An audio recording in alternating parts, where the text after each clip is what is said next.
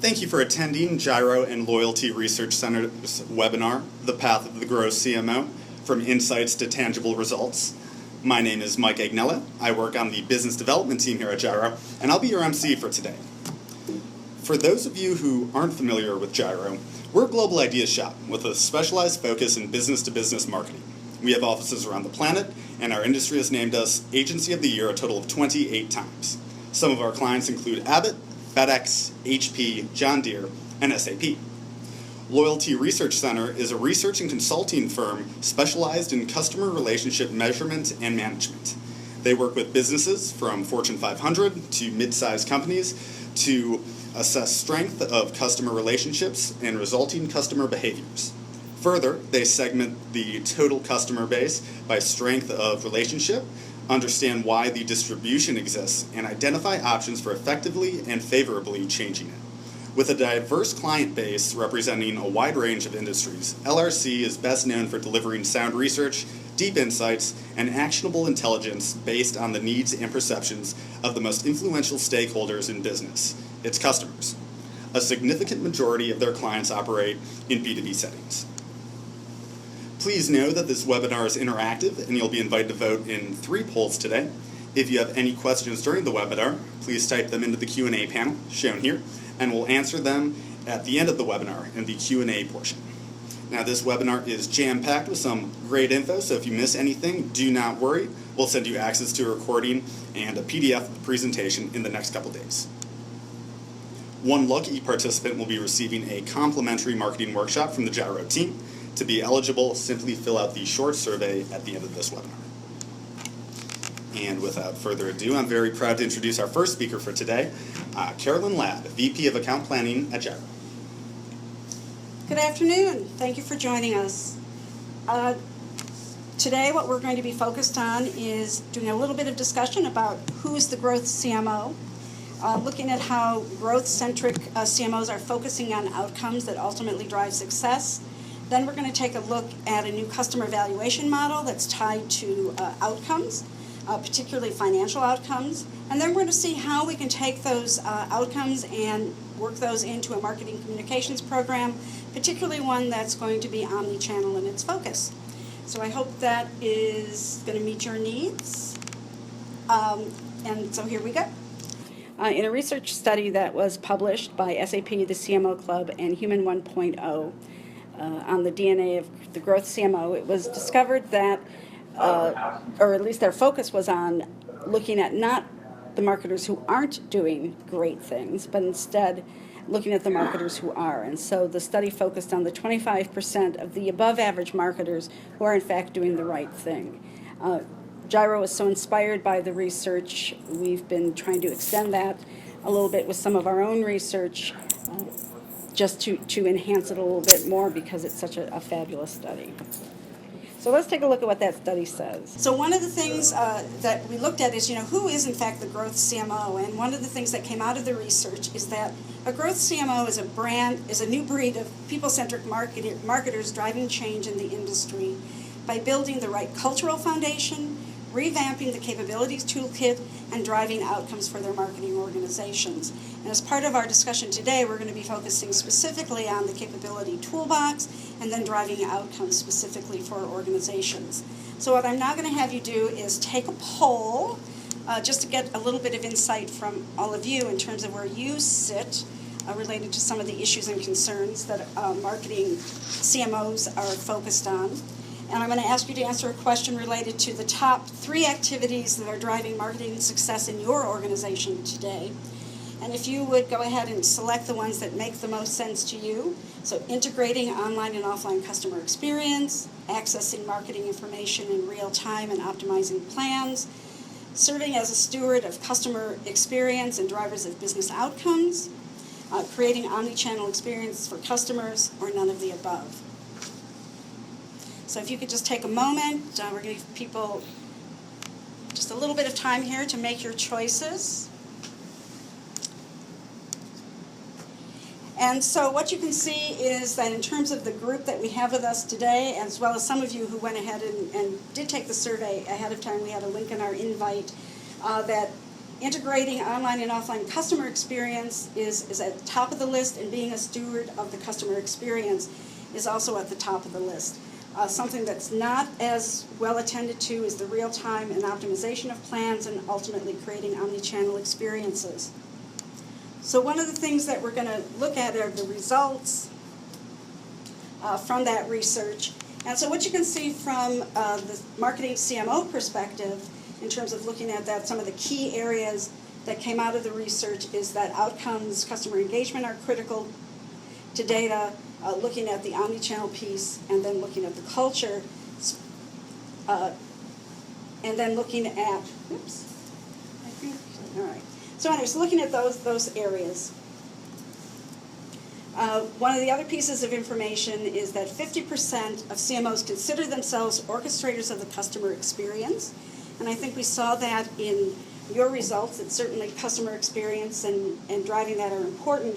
One of the things, though, that seems to be missing, even with the top CMOs, the growth-oriented CMOs, is that only 1 in 5 are actually able to tie customer experience initiatives to specific financial outcomes. And that's one of the things we're going to focus on today. So I have a second survey I'm going to ask you to take, that'll just take you a moment, where we're going to look at the top areas that you're concerned about, or the top 3 outcomes that you're measuring to improve customer experience today. So again, if you could just take a few moments and select the 3 outcomes that you're measuring: increase customer loyalty and satisfaction, increase profitability and revenue, increase word of mouth, increase customer lifetime value, or none of the above. And we'll give you just a moment to make that determination.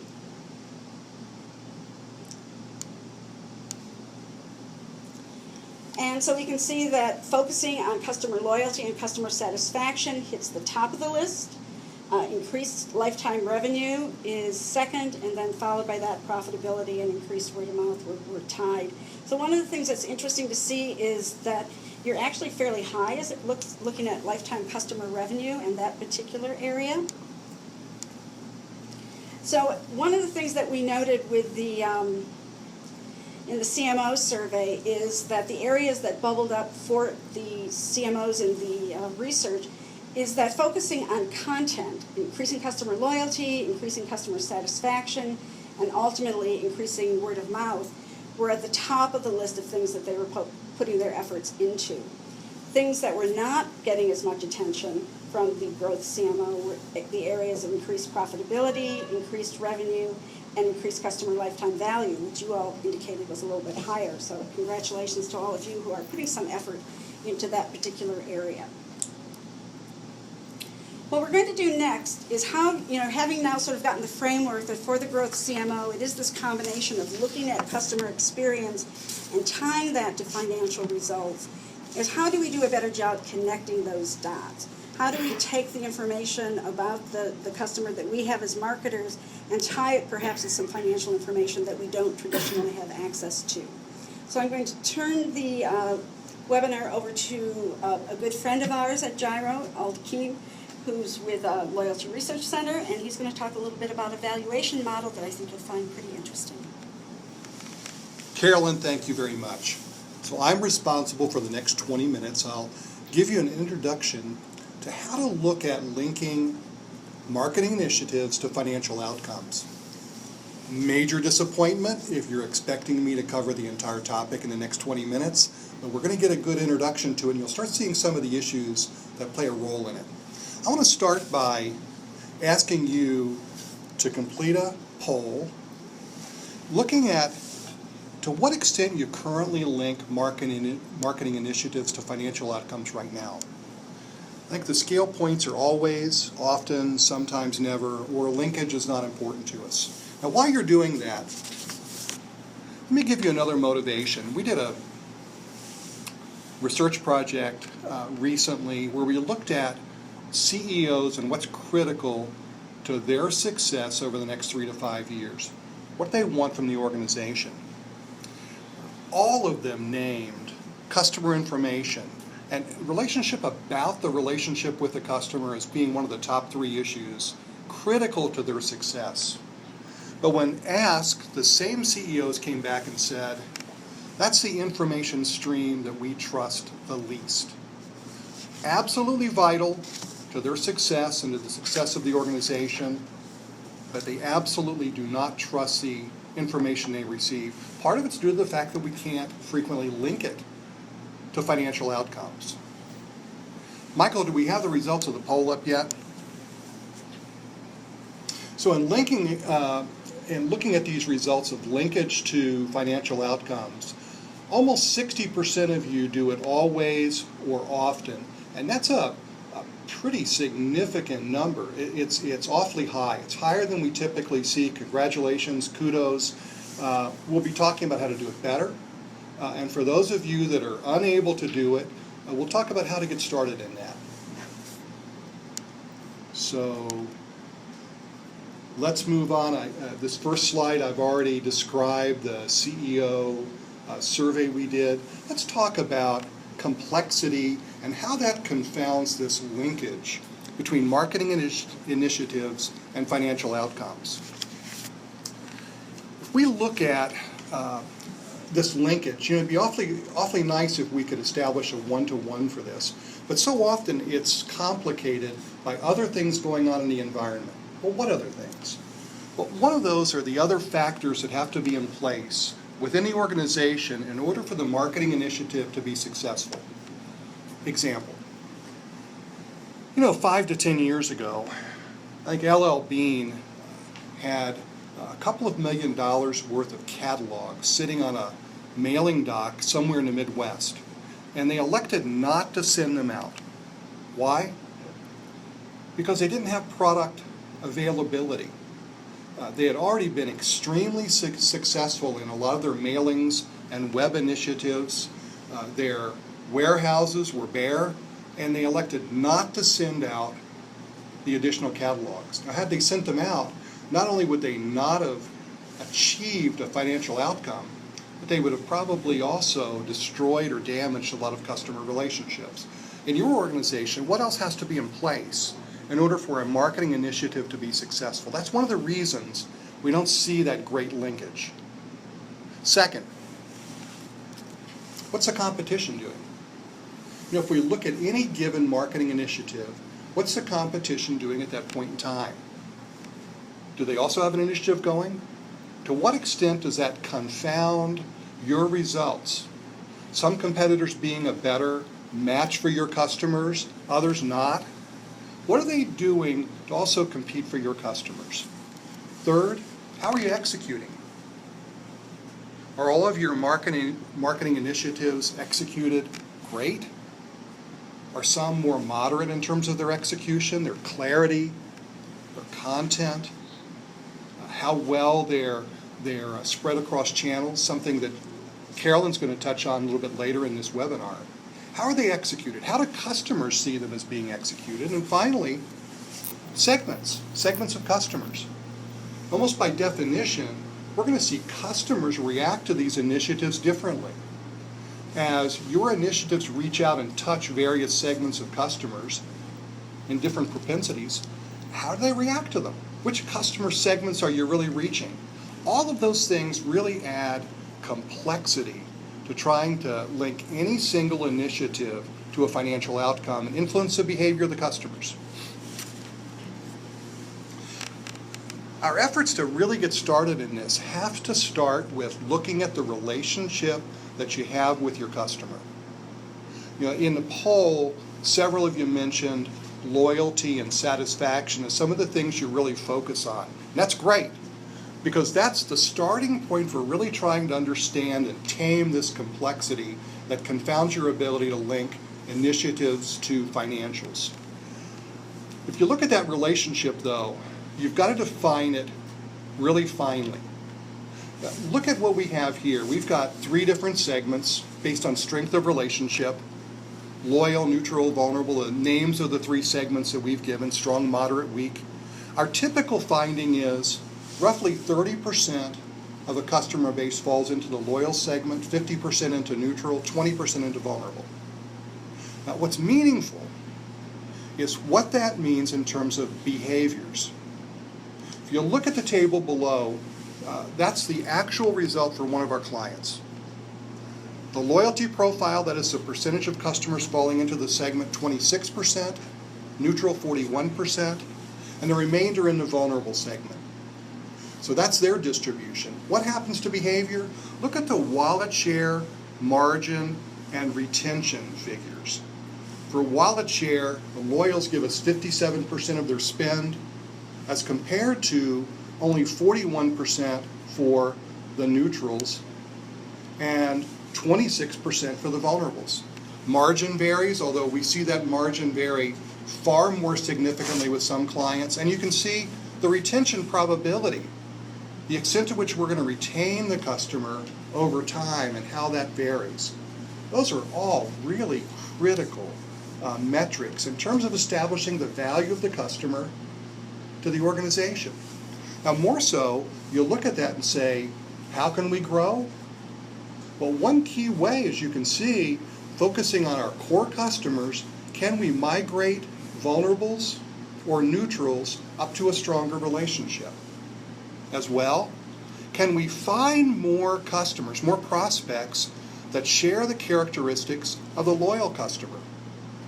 Growth initiatives that focus on those two types of customer bases, that really works. Now, let's turn over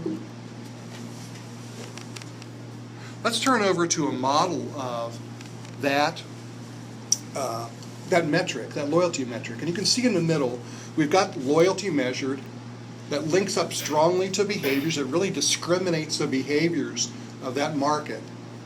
And we say, what is it really driven by? We look at all the experiences that connect to loyalty. What drives it? Well, price. And certainly you see a price-driven segment in most of your markets. Image. What kind of image or reputation we have in the market. And then a lot of touch points that cut across the customers, how they experience your organization, varying from products all the way down to problem experience, marketing being one of them. Now you look at this and you say, to what extent do those different aspects of our organization impact our relationship, the loyalty of the customer? A couple of things about this before we move to a case. First, and this is really a critical way to think about the relationship. First of all, how do you build it? Well, you build it with attitudinal findings, attitudinal research, but you also have to employ internal metrics on performance, as well as customer descriptors, things you typically find in a CRM database. Things that describe the customer, their firmographics if it's a firm, their tenure, their size, their vertical. If it's a household, their demographics. Also their transactions. What are they doing with your organization over time in terms of product buy, their frequency, size, and the experiences they have with your organization. To what extent do they call customer service? To what extent do they learn about your organization through different channels? A customer goes through lots of different experiences, and as we can see here, some of those experiences can really drive the relationship and subsequent behavior. And of course, it's our mission to find out which ones really drive it. What are the behavioral triggers? Now, if you look at this, and I tell you, boy, customer service is really a critical trigger that drives customer behaviors. Well, that'd be mildly interesting. If I then told you that the number of calls into customer service really drove behaviors and really discriminated between the strong relationship or loyal customers and those that are weaker or vulnerable, well, that might be a little more interesting. If I then got a little more specific and told you, well, you know what? If they call customer service 3 times or more in a given month, there's an 88% probability that there'll be a vulnerable customer with an even higher probability of leaving the organization in the next 3 months. You'd find that very interesting. Then if you say, well, you can map that onto your entire customer database to enable you to prioritize the customer and the interventions you have with them for saving them, It's even more interesting. And I'll tell you the final part of this. It's not the call to customer service in the example that I'm just giving you. It's not just the fact that they're calling customer service 3 or more times in a given month. It's why.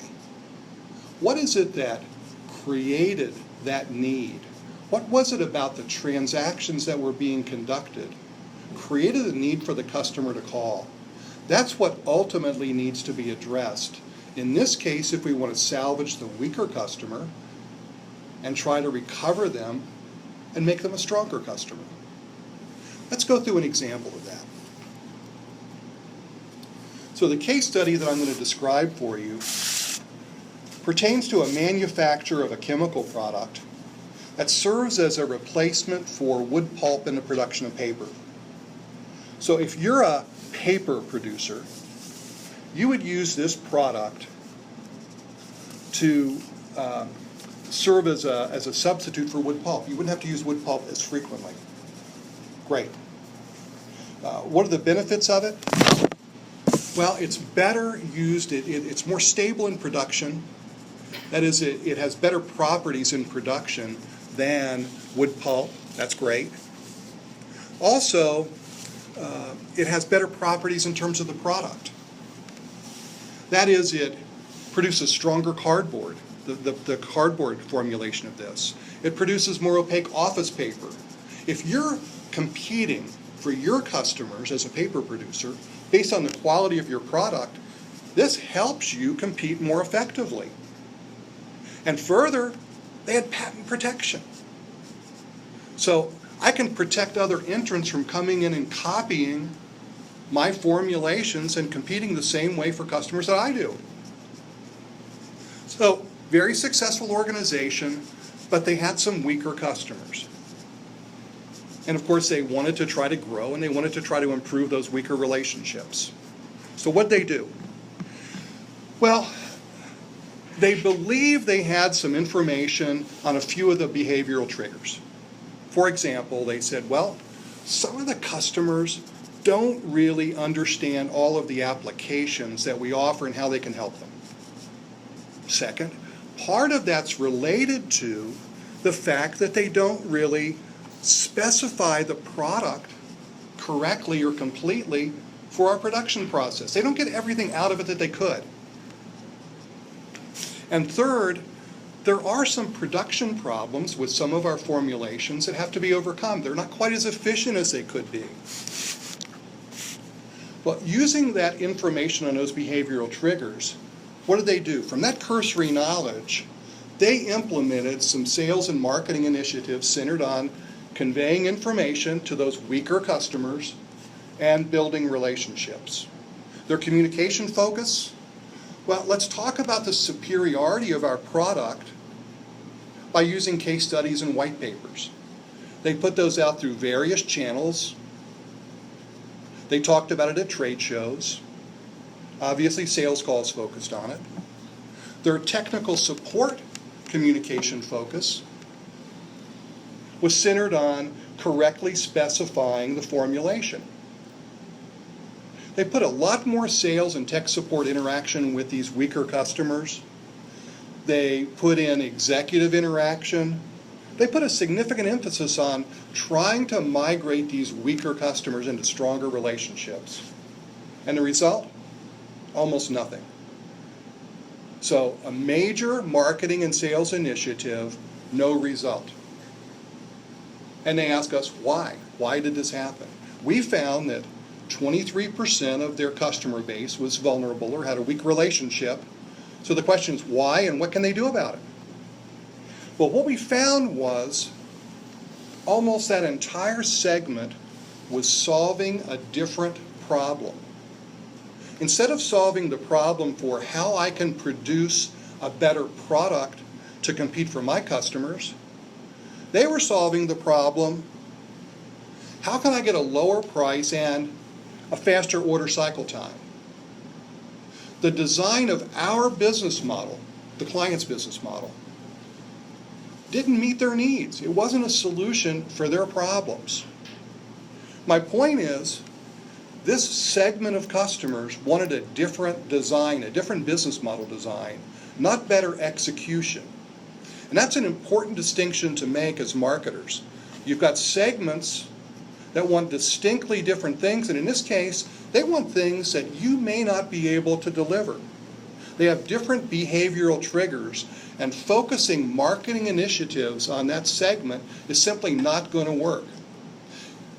In our world, in looking at our client base, and you may find the same, as we look across our clients, each one has a wrong mix, wrong match customer in their customer base to the tune of about 5 to 16% of their customer base. Focusing on those customers will not work. It won't trigger a behavioral change. So what to do in this case? Well, the management team decided lots of hugs. That is, they didn't want to get rid of the customer, so let's give them lots of love. What happened to that lots of hugs strategy? Well, here I've got a diagram. On the horizontal axis here, you've got the fit with the business model. To the right, it's a strong fit. Hey, I want to compete for my customers with a better product. To the left, closer to the axis, you see, you know what, I just want a lower price and a faster order cycle time. Well, the bars, green, yellow, or red, represent the profitability of the customer. Great match, green bars. Very profitable, happy customers, and high value. I'm focusing on the red bars. Those that are a worse match. Those are the bad match customers. Those are the targets of the lots of hugs strategy. Hey, we're intervening for them. We're expediting orders. We're giving them lots of sales and tech support issue. No one likes an unhappy customer. Let's make an investment here to make sure they're not unhappy. And of course, they never migrate. We're making a gigantic investment in customers that won't change. We're losing money on them. That's the worst outcome for a marketer. Is migration possible? It's not. What guided them then was, let's undertake different marketing initiatives. Let's come back, and the marketing group came back and started targeting customers, targeting prospects better. Looking to try to target customers like the loyal customers and not like the vulnerables. Second, for the bad fit customers currently in their customer portfolio, they priced those services they were requiring more effectively to eliminate the losses. And third, they started making their marketing investments in customers that would respond, that would migrate. Those are primarily the ones in the yellow shown here that will give us more share of spend. And that worked very effectively. Before I hand it back to Carolyn, I want to go through two more slides. One is, as you look at breaking out these segments by relationship and mapping those onto financials, not only can you look at their individual responses to any marketing initiative, but the stream of income they produce over time, also their capital value. This is a complexer diagram. I want you to just look at a couple of things. The first is at the top, loyal, neutral, vulnerable, the strength of relationship. Second, that row percentage, how many customers fall into each segment.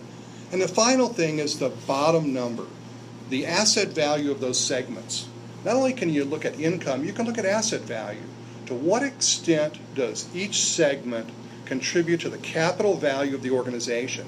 22% of the customers, the loyals, contribute $755 million to the capital value of the company. Whereas if we look at 46% of the neutrals, 46% in the neutral category, $464 million in capital value.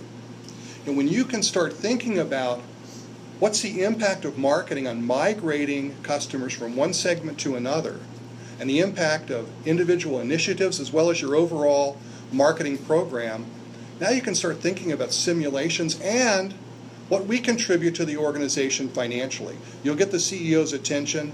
That's certainly one of the characteristics of a CMO, a growth CMO. Finally, as we go through these initiatives that we've found over time that are behavioral triggers, a major behavioral trigger is communications.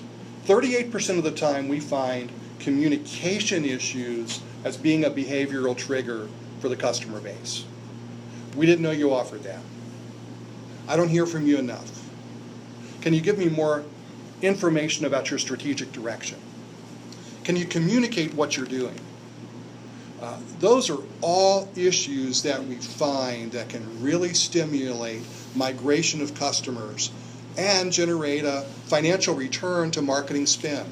38% of the time we find those. So I'd say that communication, marketing initiatives, absolutely critical to success of any organization. Now I'm going to turn it back over to Carolyn. She's going to talk about omni-channel marketing. Carolyn? Thank you, Aldi. So one of the things as marketers that I was thinking about as Aldi was talking today, and that gets into this refrain that we often hear as marketers is, from our sales team, we say, so how can we get more out of our current customers? And I think that question, after listening to Aldi, should make us all step back and think exactly what does that mean. Because sometimes as we try to get more out of our current customers, we may in fact be trying to get more out of the wrong current customers.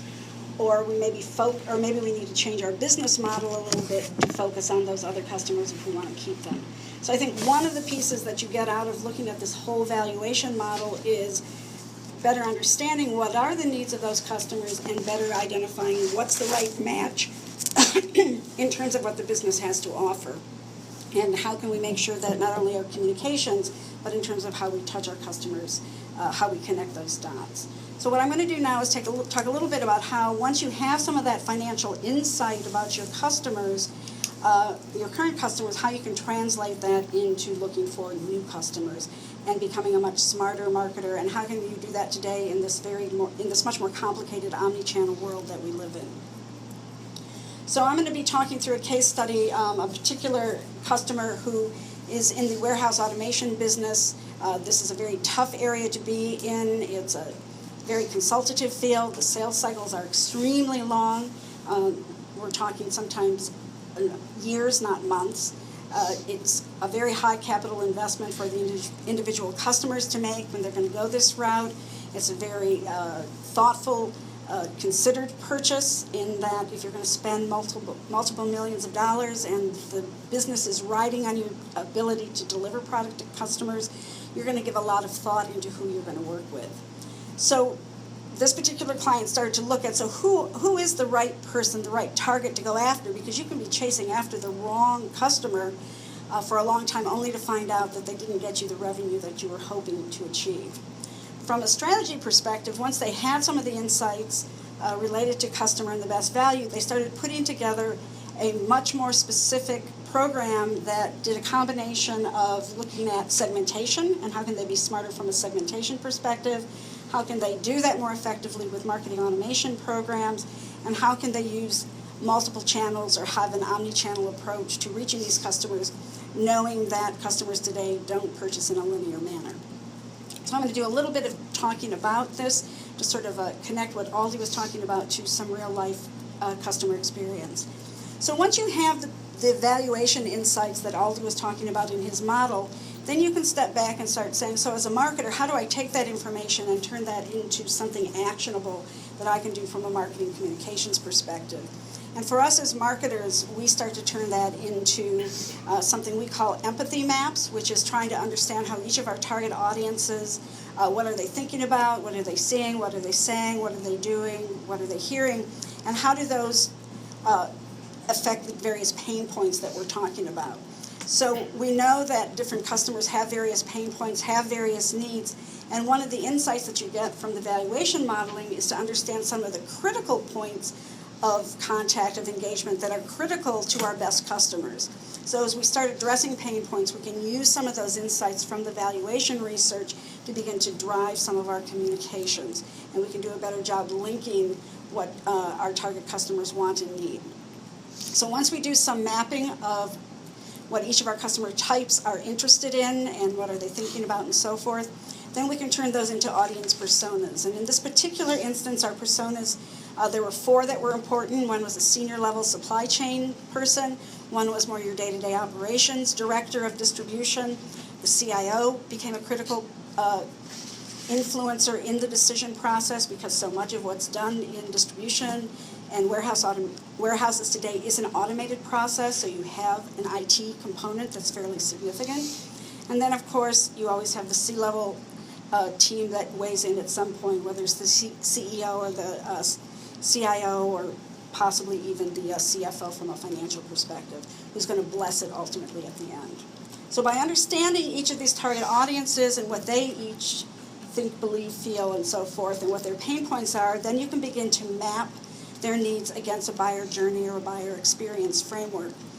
This particular model is a very high-level one. Obviously, you would have a lot more detail where along this purchase process, where are each of our individual targets involved, what kind of information are they seeking at each of these points, where are they seeking that information, and you would put together a detailed drawing so that you could in fact see all the various places where we can potentially have impact in the process of making the buyer decision and making our communications more specific along that framework. Finally, once you understand what your audiences need, once you understand where they go to get information, find information, then you can begin to put together your approach. In this particular instance, the customer put together a very specific set of segments that they were going to go after, and they had 3 very specific ones that they were going to target. They put together messaging that was related to the needs of those different audiences. They began to load up their database with information so that their marketing automation tool, which in this case was Marketo, would be able to trigger the communications based on a cadence and based on behaviors that we saw our target audience, different actions our target audience taking throughout the process, so that ultimately we could lead them to making a purchase decision with us. And as part of this, there was a very sophisticated lead scoring system, because just because somebody downloads a white paper, for instance, is not necessarily an indicator, in this particular instance, that that customer is truly the right customer for us. And then ultimately we tried to look at what were the best channel combinations and making sure that we could do a lot of retargeting types of program, IP, geo-focus programs to make sure that we were in fact getting to the right people. So this whole program became a very segmented, very targeted, very finely tuned program across various channels to make sure that we could target our communications based on the behaviors of the customers that we were trying to reach. This is just an example of the level of detail we went through, and I realize this is somewhat of an eye chart, but in terms of going through the levels of details in terms of our target audiences, where they were going to be reached, and all the type of information we were collecting so that we could over time become much smarter, not only with the people we were targeting in our program, but also to be able to tie that back into our current customer base so that we have sort of a circle of life with our customers. So as we get more familiar with the customers we're targeting, we can also see that over time, how are those customers in fact fitting into our valued customer, most loyal customer categories, or are we missing something and we need to refine our program? So finally, what we did as we are looking ahead to 2015 is how we're going to better leverage Marketo for our ongoing marketing communications, specific to our specific folks in operations, IT, financial services, using the demographic, firmographic, and behavioral lead scoring. That's all tied back, as I said, to the valuation model and the insights that we got from the financial perspective. Looking at advertising and putting together new campaigns that are very specific to our target audiences and that can be aligned with the various content programs that we put in place to talk to the various needs and pain points of these audiences. Media became less about print and looking more at digital opportunities, webinars, dedicated newsletters, etc. And as I said, looking at the various content types, because a VP of supply chain, for example, needs something very different than a CFO in the process of making a decision. Looking at trade shows, how can we better leverage those? Obviously in the B2B space, looking at trade shows is a major way to reach customers and to create experiences and touch points, looking at how to make that a better opportunity for sales as well as for marketing. Always leveraging SEO and pay-per-click search. And then finally looking at where social media comes into play. So when you look at the steps of what was done, looking at how do you do the valuation of your particular customer base to understand the behaviors and the needs of those particular customers. Why is it that they're your best customers? Why is it that they're buying from you? How do you take that information and then turn that into insights that can drive our marketing communications programs?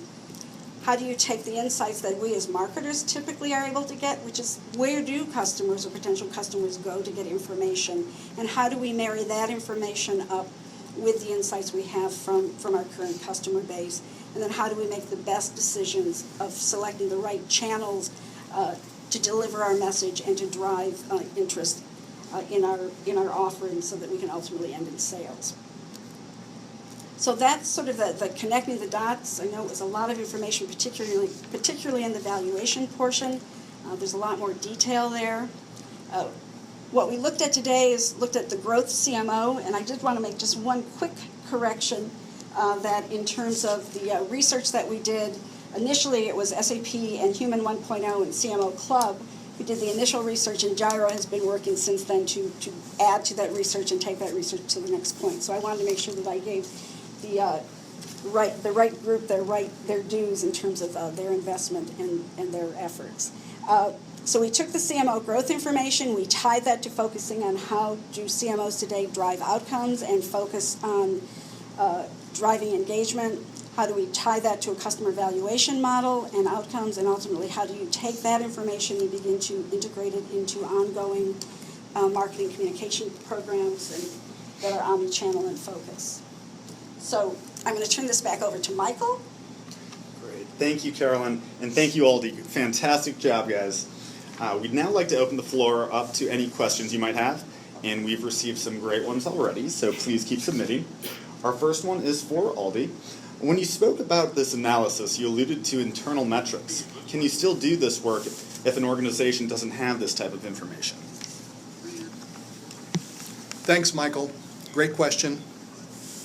Well, first of all, many companies don't have metrics, at least not metrics on the issues that we're interested in, the behavioral triggers. They've got lots of other metrics, but the ones that we're focusing on, they have nothing. So what do you do?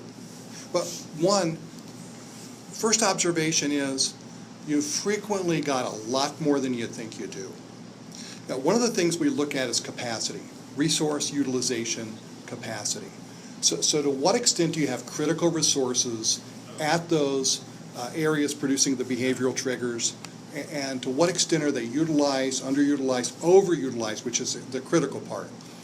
That is, sporadically over time, a critical resource like a branch gets in a lot more demand for transaction than they're built for. You frequently got information on that, and we can use that information to help understand the problem. Let me give you an example, and we can create proxies. Again, we looked at a major organization. It was a AAA organization, I can be more specific, and they were providing travel and insurance out to their member population. So you called in, I want to make a trip, or I want to buy auto insurance, and this call center dealt with it. They handled the transactions. We don't have a lot of metrics. Well, great, we built a proxy as to how many calls were handled on average by each of their CSRs. Now, what's the value in that? Well, the trigger, the behavioral trigger, what people were looking for, the problem they were looking to solve was consultative customer service. I want help. Unlike an earlier example I gave where it's, I want off the phone quickly, I want a minimal number of calls. These people wanted time. Help me. Spend some time with me. And what we found was that, that's interesting, of course, but we can actually put a number on number of calls handled by the CSR before the relationship started really deteriorating and leading to vulnerability and member defections. Now, what's interesting about that, just to continue with the story, so we built that proxy when they did not have a metric on that. What's interesting about that is you could go to the management team and say, look, you've met your enemy and it's you. You know, in these call centers, a lot of times when your CSRs are handling above a certain number of calls per day, you ring the bell, you reward them, you recognize them. As a matter of fact, those reps that are handling over that number, they're actually not spending time on the phone with the member and providing the consultative service that's so demanded to set you apart. You shouldn't be recognizing them, you should be coaching them. They need to spend more time on the phone with your members. Those kinds of metrics that you can generate, either you have them or we can get proxies on them, they can really help you not only identify the issue, why you're creating vulnerability or strength, but also to what extent you have to change it. So, Michael, in many cases, companies have more than they think they do. When they don't, a lot of times you can look at creating proxies for it and still doing this research. Thank you. The next question we have is for both of our speakers.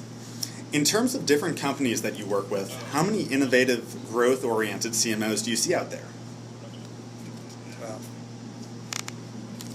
So that's always a tough question, because I think all of us as marketers see ourselves as being pretty progressive and being focused on growth.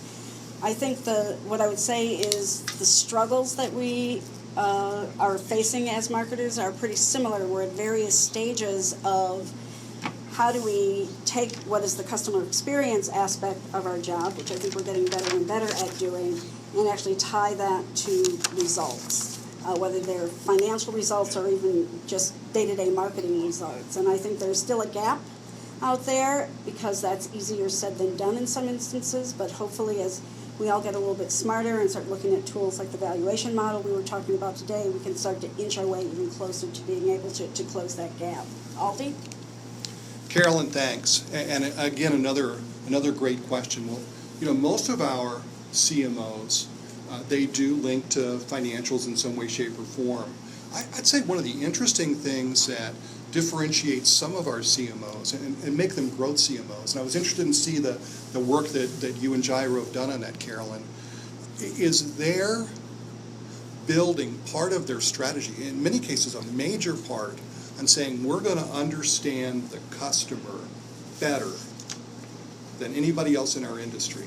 We're going to build our strategy around that fact. That's part of your growth CMO DNA. That's why I was so excited to see that.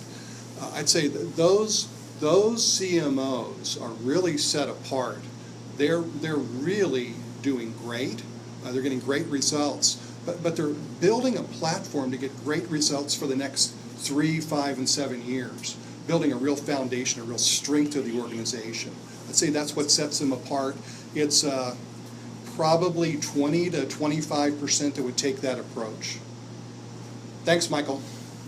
Thank you. Don't go too far away. We have another question for you, Aldi. Can you talk a little bit more about the research process? Sure. So as I went through and talked about the loyalty and measuring loyalty and assigning a customer to a loyalty segment is absolutely vital to the success of creating these financials. It's critical to serve as a dependent variable, if you will, in trying to figure out exactly what the behavioral triggers are. The loyalty metric is absolutely vital. Let me tell you what it's not before I tell you what it is.